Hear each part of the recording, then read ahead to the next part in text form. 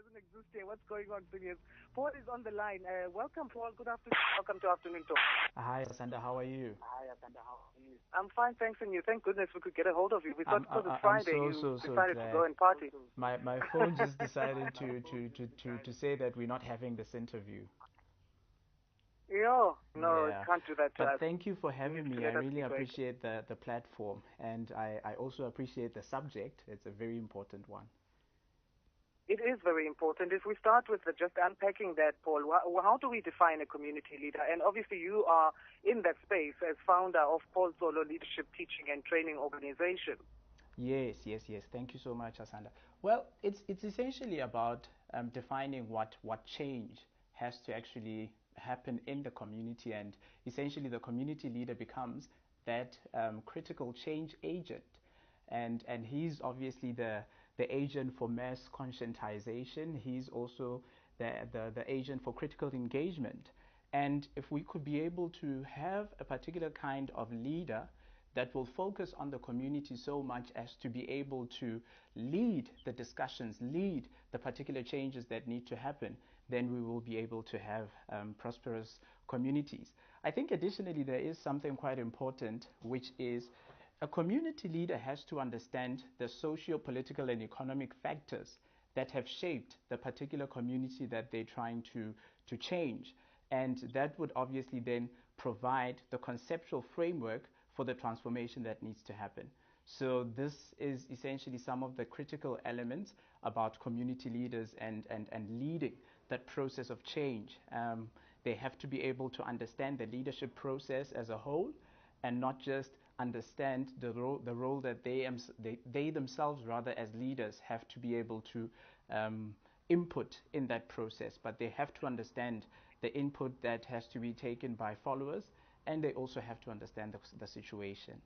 So it's just that whole complex exchange, as it were, that some would call it the leader-member exchange, or transactional leadership, or contingency model of leadership, which is essentially being able to understand the complex factors that come into play in the leadership process, and essentially being able to navigate yourself as a leader. It's the law of navigation.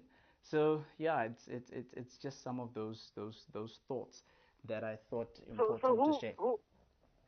What would you say then is needed for a person to be a leader? I mean, in terms of leadership and how it can be glamorized.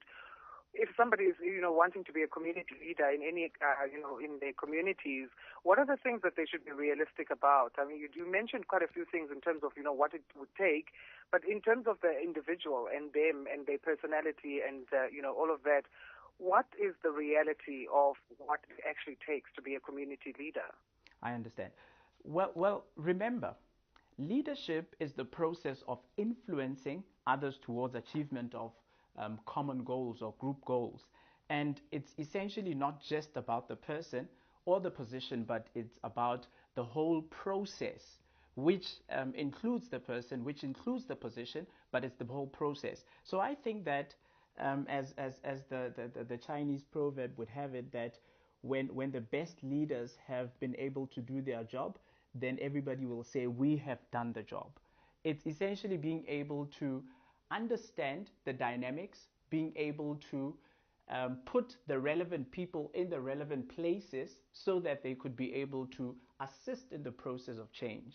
I think that the critical component is being able to have leaders that understand themselves and are not essentially trying to gain glory, as you've correctly stated, from the leadership process, but are actually just trying to lead the process of change. And if change is the end goal, if change is what we're trying to achieve, then leadership is just the means. And how we are able to achieve the end should be focused on the end in itself, and not just the means on how we achieve it.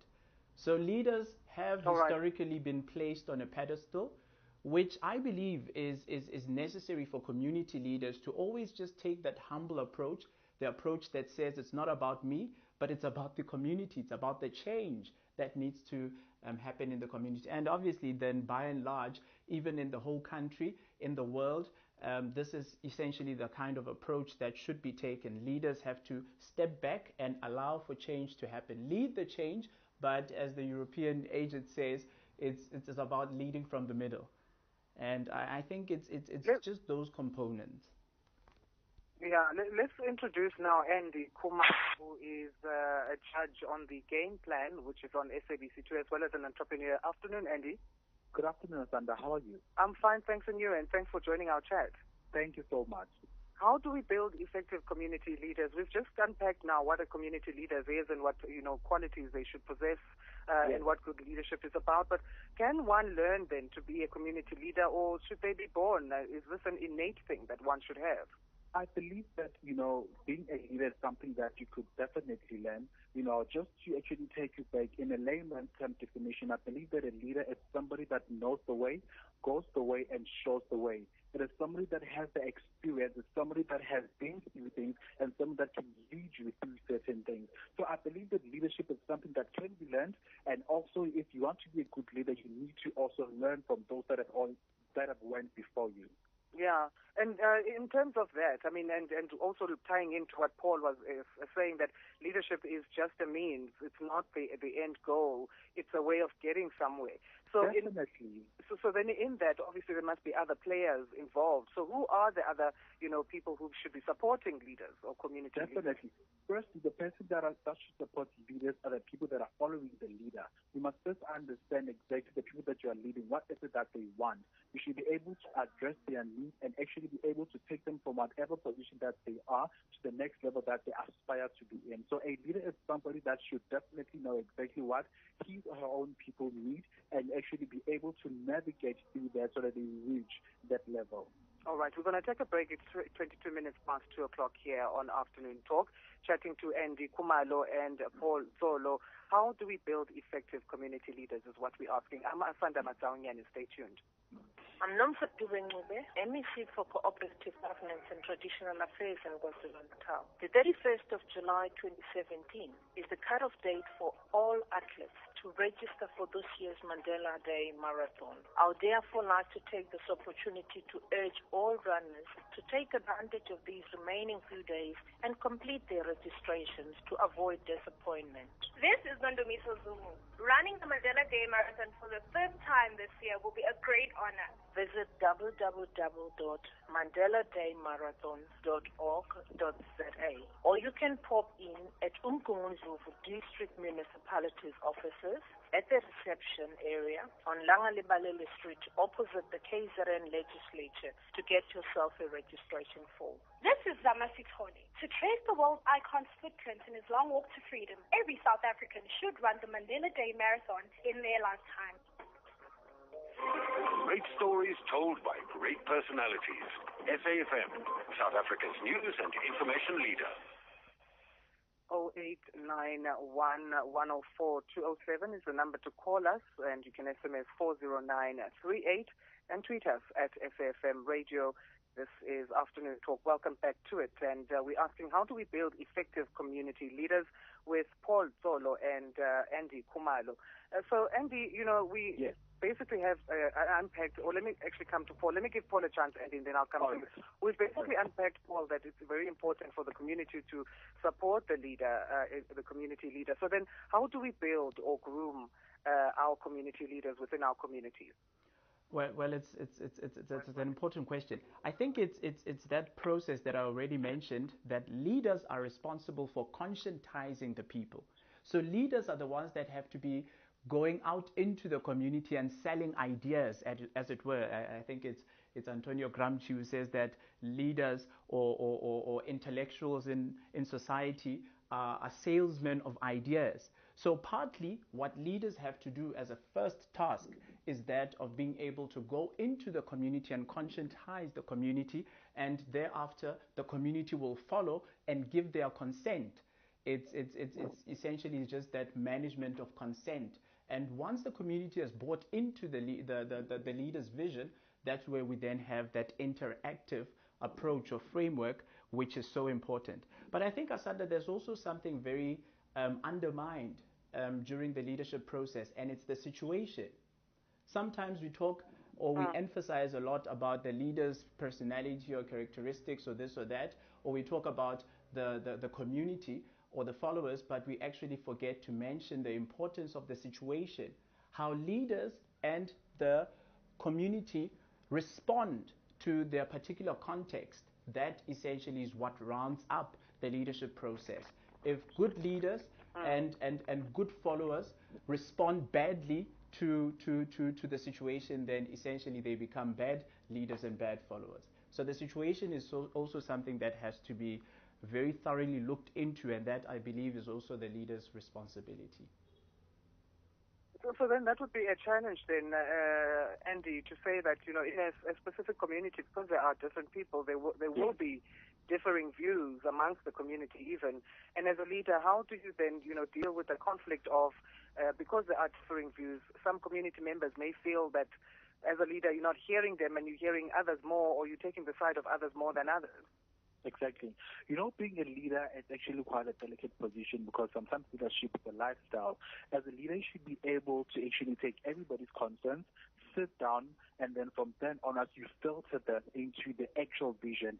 Everybody can have different views, but will those views actually stick to the ultimate vision that you are leading those people into?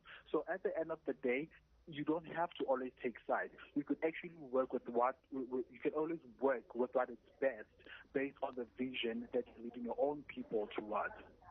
And, when should a leader know, when it's time for them to maybe step down? When it comes to issues where things get heated up and, maybe it becomes too much, because a leader is a human being as well. Definitely.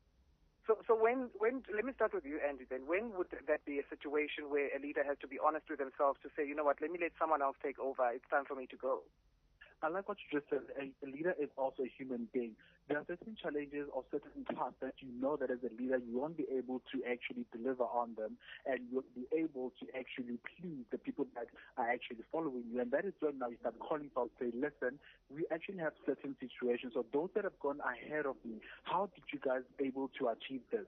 And if there isn't anyone can give an answer, that is when you actually call someone to say, listen, I think I have done my level best up until so far. So here moving forward, I would like you to come in. So I think when they reach a point where they know that they no longer have the capacity to move forward, they should call in somebody in place so that the people are never actually misled in the entire process. Yeah, Paul, what's your view? And I mention this because as well, you must be somebody who's able to teach on this matter, to say, as much as you are a leader and I'm grooming you to be a leader, but there's also the element of, being able to be honest with yourself to say, I'm stepping down and letting someone else take over. Yes, I think it's that issue, Asanda, of leaders have to be able to focus on developing a legacy. And part of the legacy is about being able to put in place a succession plan. And without a succession plan, you won't be able to have a good legacy, because you'll just continue to lead until your season of leadership has actually expired.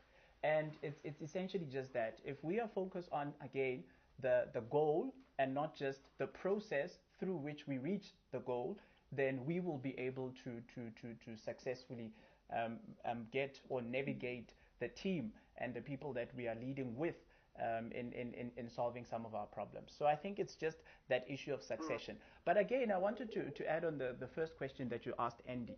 I think we have to also focus on that challenge that you've spoken about, which is the challenge of the in-group and the out-group. Part of the major criticism on what I've already mentioned to be the leader-member exchange theory is the fact that it creates an in-group and an out-group. Essentially, there are people that will buy into the leader's vision, whom the leader himself is a bit more comfortable with than the others. And it's about being able to have that inclusive approach as a leader, being able to understand that you will have an in-group, but how do we include even those that we would then term as the others? And I guess it's essentially about humanization and dehumanization, because sometimes as leaders, we give more value to others and we undermine others, whilst we still rely on them to be able to achieve our goals. So if we could be able to just understand and appreciate the value of each and every member and what they contribute towards the process in itself, and again, if we just focus on the goal and not just the process through which we Right. we reach the goal, we will be able to navigate successfully. Well, let me thank the both of you. We are out of time. Paul Tsolo, founder of Paul Tsolo Leadership Teaching and Training Organization, and Andy Kumalo, a judge on the game plan.